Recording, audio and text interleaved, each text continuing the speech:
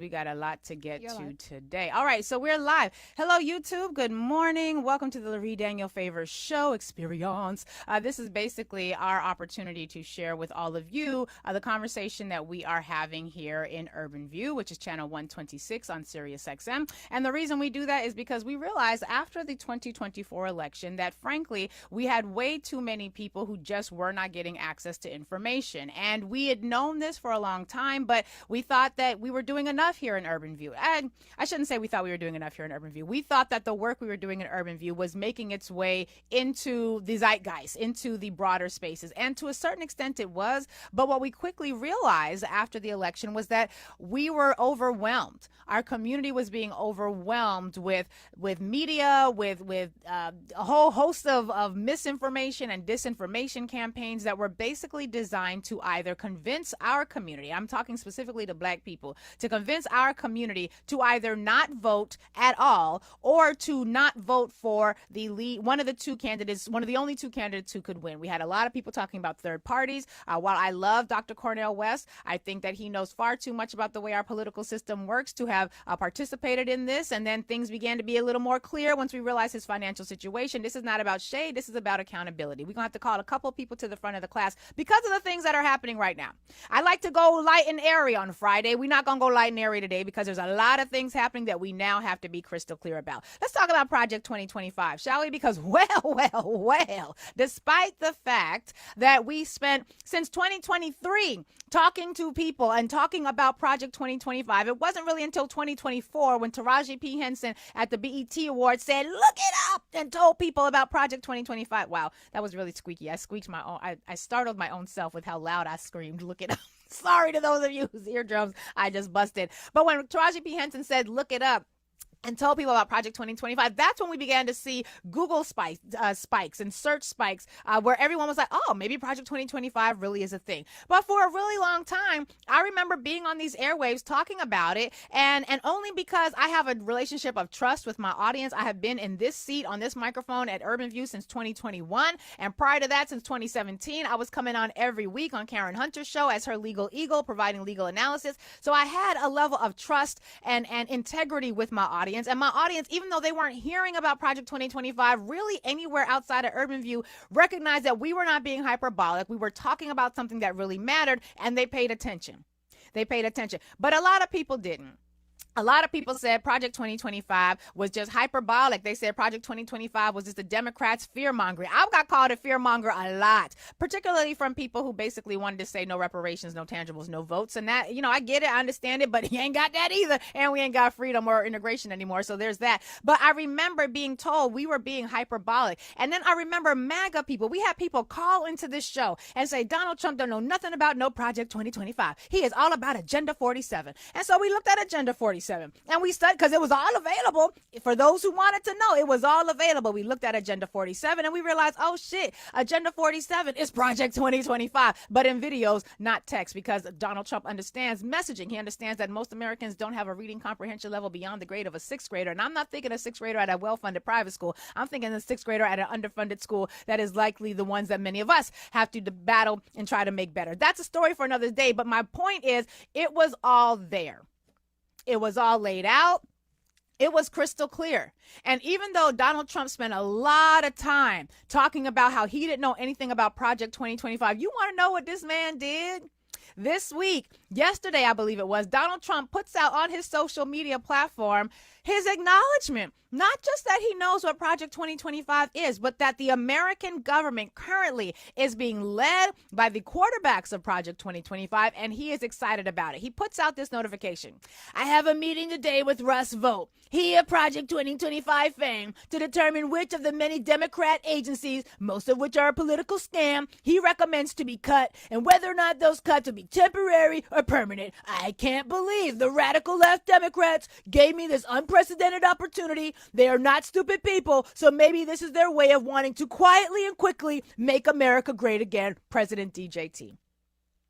Russell Vought is in charge of the Office of Management and Budget. If you were somebody who wanted Project 2025 to be implemented all across the American government, that's the position you would want to be in. Russell Vought is the quarterback of Project 2025 and always has been, because he and Kevin Roberts, who is the head of the Heritage Foundation, the organization that spearheaded the launch of all the organizations that were a part of producing Project 2025, they've been talking about this for 11 years. They have been very excited about this. And so now Donald Trump not only knows about Project 2025, but he is excited to implement it. And when he talks about these Democrat agencies, what he's talking about is an agency like the Environmental Protection Agency, which is supposed to make sure we don't die from gases and from spewing toxic shit into the atmosphere that corporations would rather spew into the atmosphere because it's cheaper to spew it into the atmosphere than it is to properly maintain it and to clean it. They don't want the Environmental Protection Agency because they said climate change, they said it's a hoax. They don't believe it. Now, the insurance companies that ain't no longer insuring homes in Florida or in Texas, the insurance companies believe it. The insurance industry believes in climate change. We all recognize climate change, but the Republicans don't. And they certainly don't want to recognize climate change because they would rather sell you things than have the government provide for you things for free through your, and it's not even for free, it's through your taxes. But basically, they want to get rid of the Environmental Protection Agency. And that ain't a surprise because they have been getting rid of the Environmental Protection Agency. They want to get rid of the Department of Education. Not a surprise. They said it in Project 2025. Just like they said they wanted to get rid of the EPA in Project 2025, and they've largely been doing that. They want to get rid of the Department of Justice unless they can control it. They certainly want to get rid of the Civil Rights Division, which they have largely done. In fact, Project 2025, which yesterday I explained in earlier editions of the podcast, which you guys will get later on today, I talked about what the 4 pillars of Project 2025 were. I'm not going to do that again today. But here's what Project 2025 envisions for America. And you need to know this because now Donald Trump is wholly acknowledging that not only is this the plan, but he's excited about making the plan permanent through the government shutdown, which is another reason we know that this is further evidence that the government shutdown has been their intention all along. But here are some of the things that you should know are contemplated in Project 2025. See if you can hear in any of these items something that is not already happening. Think about it. Here we go. They want to seize power within the federal government. Check. Implement a national backdoor ban on abortion. Check. Pack the Supreme Court with MAGA extremists. Check. End climate change protections and gut clean energy programs. Check. Reinstate crippling student debt payments. Y'all see that happening. Check, check, and check. Replace nonpartisan government employees with politically appointed Trump loyalists. Check. Pardon violent January 6th insurrectionists. That's been done. Abolish the Department of Education. Yep. Force states to report women's miscarriages and abortions to Trump's federal government. Hey, South Carolina. Hey, Texas. Love that legislation y'all implemented. Just so happened to be Project 2025 legislation. Repeal protections for LGBT. Yes. Reinstate the transgender military ban. Expel transgender service members. Happening. Cut taxes for the ultra wealthy. Already happened. Increase taxes for middle class families. Happening right now. Gutting Medicare, Social Security. Eliminating union and worker protections. Reinstating and expanding Trump's Muslim ban. All of that is happening. The list goes on, and I could do so many more. And I do the entire list in the podcast. I just don't have time to do it today. And frankly, it's depressing.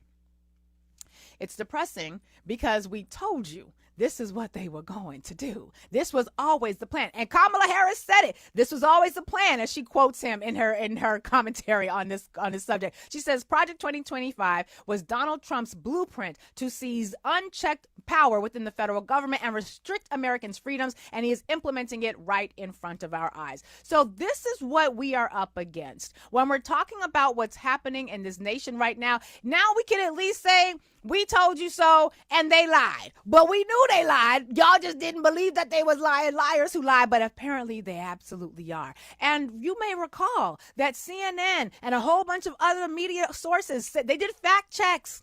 They said that Kamala Harris and the Democrats who were talking about Project 2025 were lying liars who lie. They talked about the fact that they were being hyperbolic. Where you at, CNN?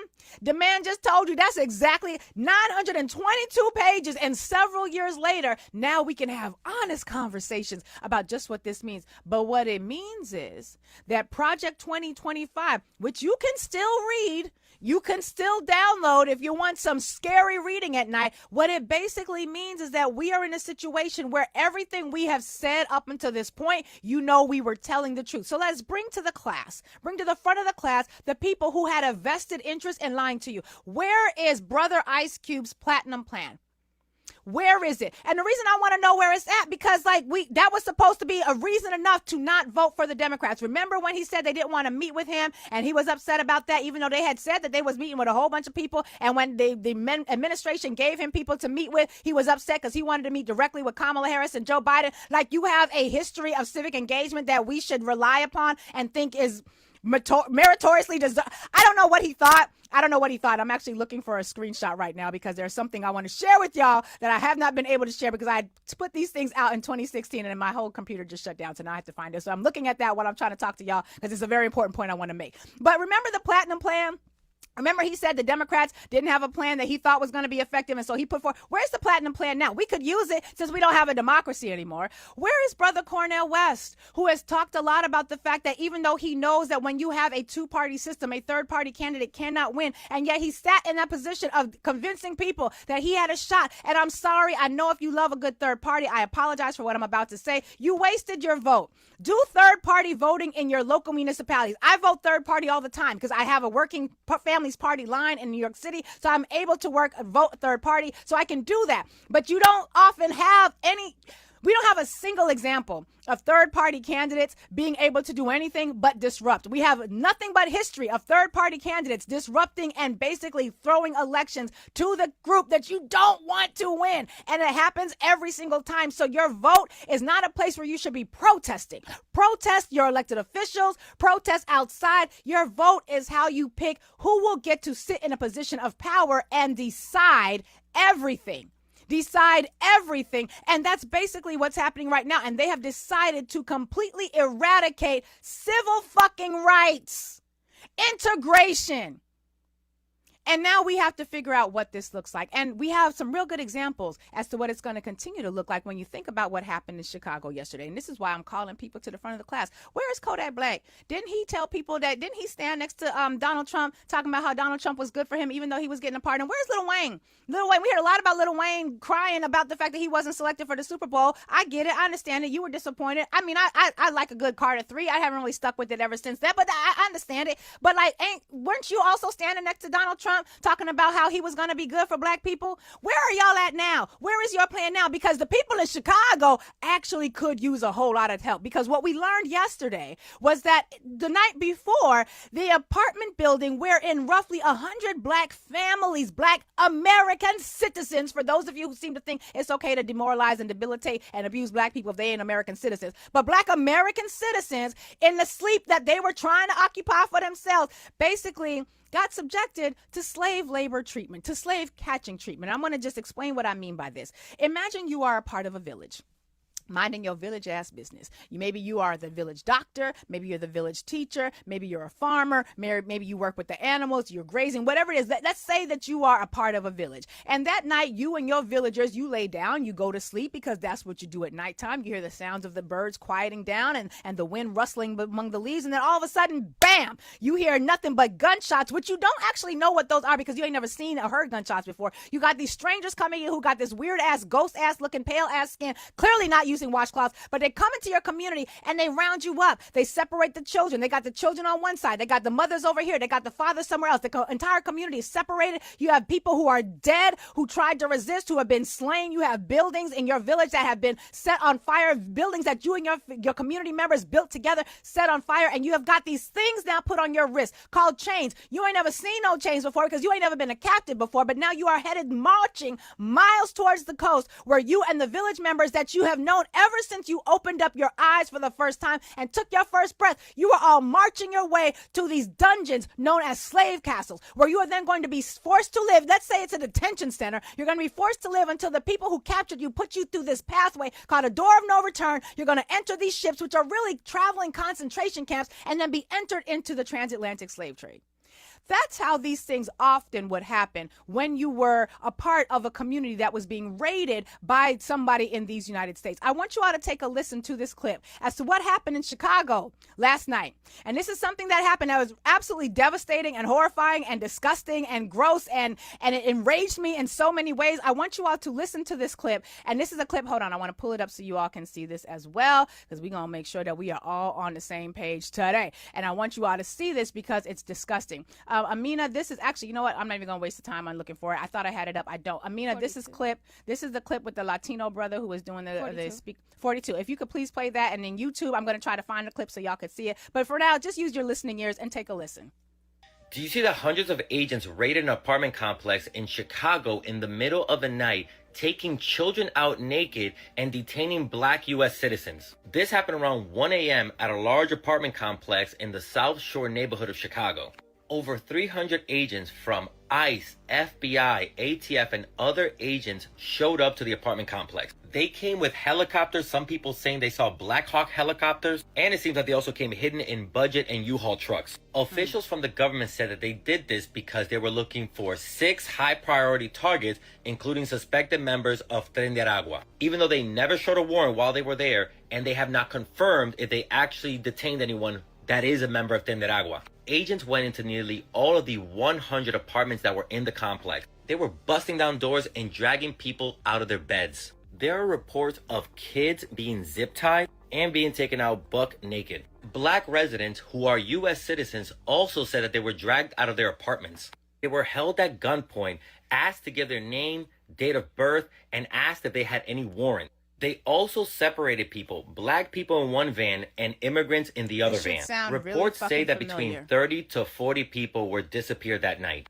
Activists are trying to figure out who were the people that were disappeared since the government is not giving any information on the individuals. This raid should be a reminder that they're coming for all of us. Look, white supremacists have done a great job of separating the black and Latino community, especially during the last election. They separated us so then they can come and hunt us down. They don't care about any of us because of the color of our skin. And to any white people seeing this and say, not my problem, remember Donald Trump just said that U.S. cities should be training grounds for the military. And they're starting, as always, with black and brown bodies. They're moving to everyone next, white people included. I'm sorry this is happening to our communities, but we need to stick together. Like I've always said, we are stronger together. The reality is that last part is troubling to some people because a lot of us in the black community, we still feel a way about the fact that a whole lot of Latinos voted, and largely, not all the Latinos, we need to disaggregate it, yes, but a whole lot of the Latinos who are white presenting, y'all voted for this. So yeah, we still feel a way about it. Let's acknowledge, however, that we feel a way about it. And then there's this.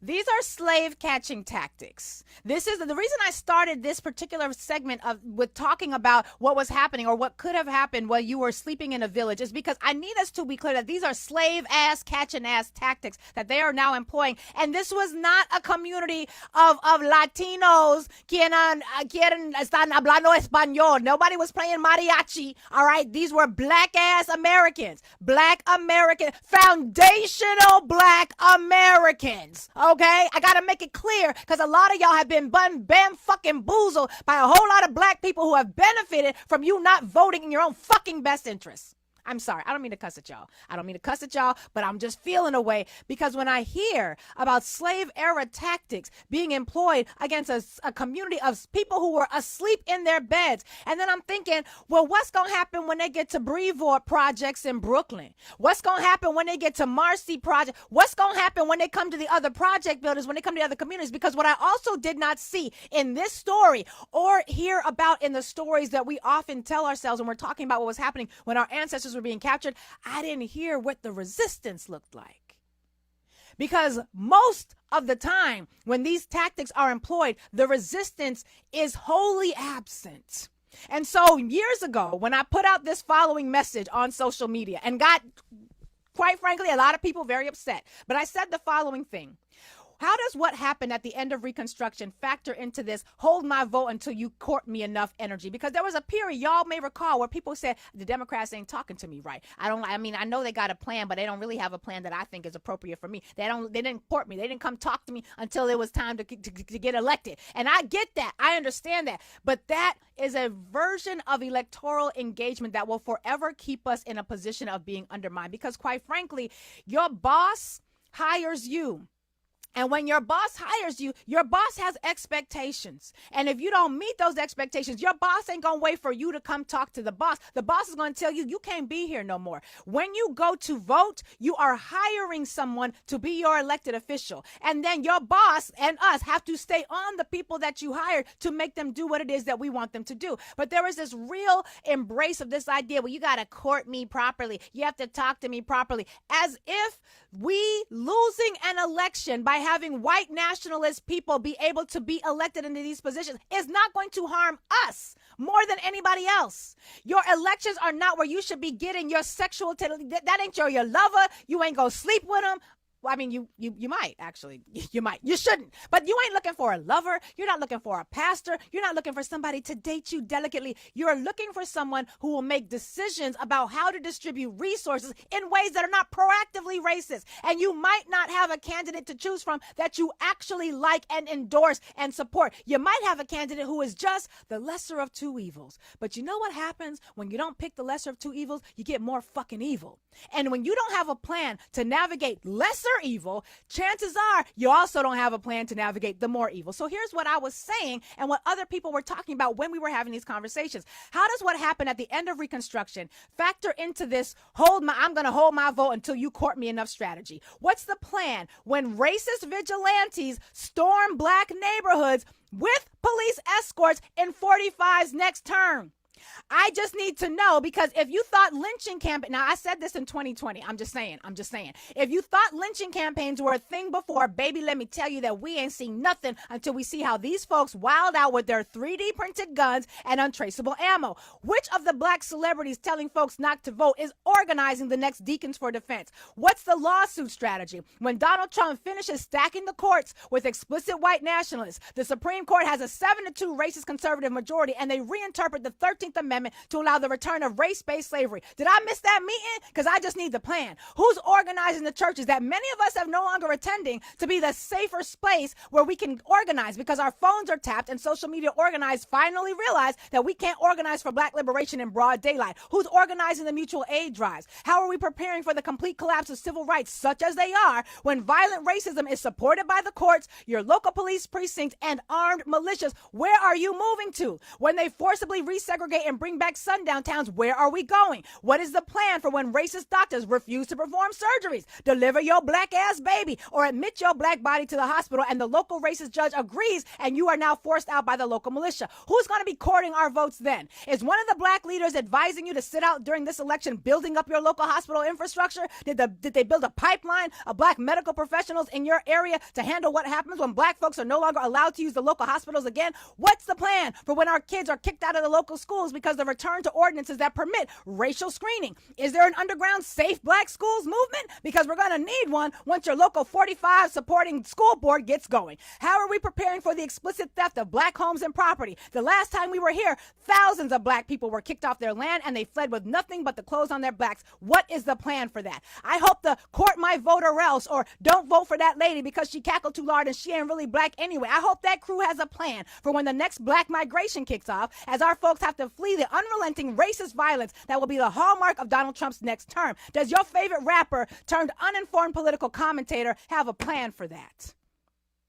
Chances are they don't, because we ain't seen the plan. You know what plan we have seen? We have seen Project 2025. And here's what I need people to know. The people who wrote Project 2025, it ain't just Russell Vogt. Dr. Kevin D. Roberts, who is the head of the Heritage Foundation, the organization that pulled Project 2025 together. You know what his area of study is? You know why we call him Dr. Kevin D. Roberts? You know what his PhD is in? He studied black resistance, starting from the Haitian Revolution up until the rebellion of Nat Turner, which means that white man who has a wet dream of skeeting white nationalism all over this country. His dream is also fueled with a better knowledge of how we resist than we have of our own fucking selves.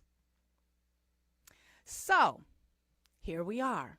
And I go into far more detail about this, of course, in the podcast. And I do slightly less ranting in the podcast and a little bit more informing. I just need us to be aware as to what is happening right now. Because the same slave catching tactics that they were using throughout the continent of Africa, the same colonizing tactics that they were using, the very same thing is happening right now. And I, as an Africana Studies major, I'm going to say I told you so because I did. And I also remember a whole lot of my own people telling me, well, why would you major in Africana Studies? You ain't gonna get no job. What you gonna be able to do with that?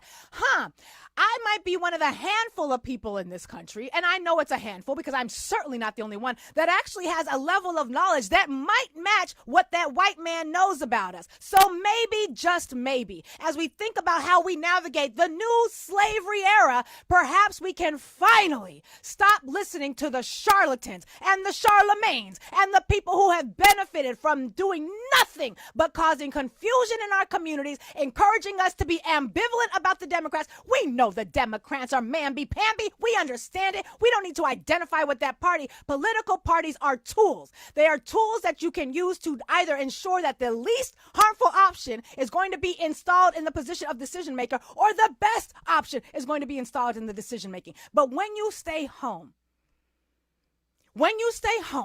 and you allow white nationalists to determine who is going to sit in positions of power, and then they re-employ y'all, they don't need a new plan.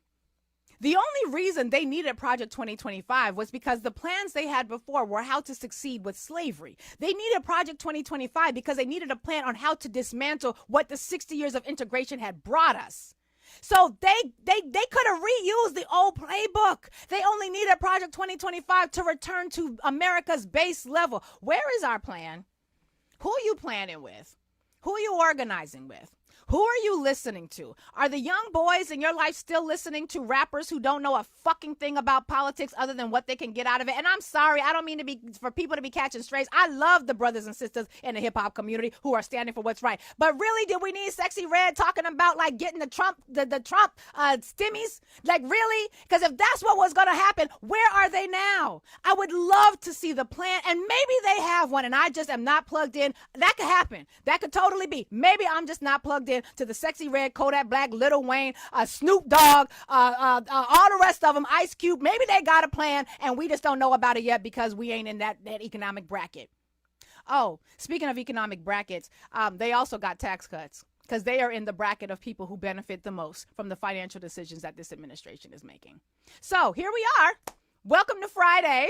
Right, going into your weekend and praying that ICE doesn't do to you what they just did to these innocent women, children, and men in this community. And this is Chicago police we talking about, who are already paying hundreds of millions of dollars in restitution for the harm they have caused to black people, years of torture during integration. Imagine what it's going to look like once integration is over.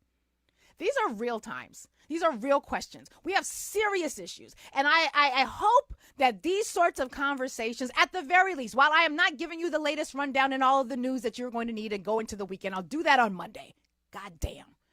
But at the end of the day, this is what it is to have tried to integrate into a community of people who are proactively trying to enslave us. So I know a whole lot of people want to say things like, well, we ain't got nowhere we can go. Guess what? Refugees are a thing. And the Great Migration, those were refugees, okay? There are going to be additional migrations. Now, does your community locally have the capacity to absorb all the black people who are going to have to flee in the next migration because of the policies that were implemented vis-a-vis people who either stayed home or decided to muddy the waters and make it okay for young black people to feel like they did not need to participate in this election? Is that going to be I don't know. I know I'm trying to figure some things out, but I know I got a limited amount of resources, and I'm one of the better positioned people to have these conversations at the local level.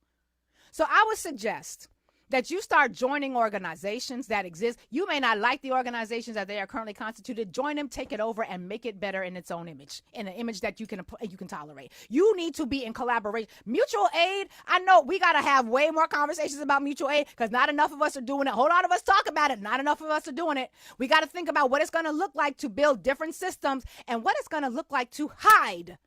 Because that group of families, those 100+ families, they had nowhere to even fucking hide. They went apartment by apartment, kicking in doors, ravaging the entire community. They had black babies naked in zip ties. Where's Snoop on that?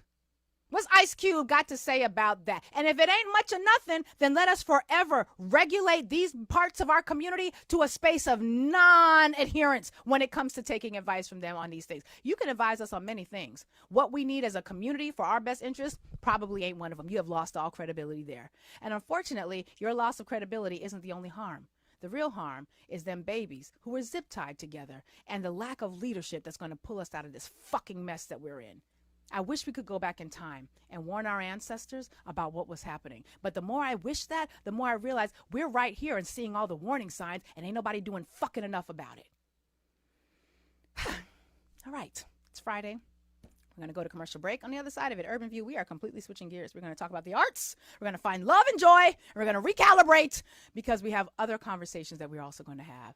But I need us to be crystal clear about what time it is. Slave catching tactics are not used unless they are planning to reinstitute the entire institution, such as it was and such as it is going to be. Octavia Butler may not have been a prophet, but she damn sure understood history. Don't just read Parable of the Sower. Check out Parable of the Talents, where re-enslavement of our people is exactly what's happening, only this time it's with electronic devices. We got to go to